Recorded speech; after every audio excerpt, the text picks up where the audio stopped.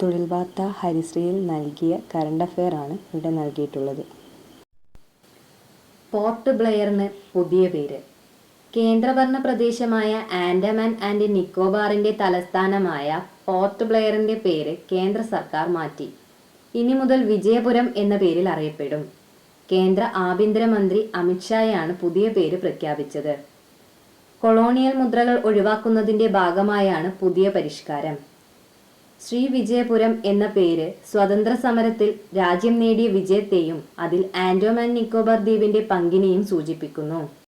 Asian champions league ഹോക്കിയിൽ India ജേതാക്കൾ. 2024 Asian champions league ഹോക്കിയിൽ ഇന്ത്യ ജേതാക്കളായി. ഫൈനലിൽ ചൈനയെ ഏകപക്ഷീയമായ 1 ഗോളിന് തോൽപ്പിച്ചു.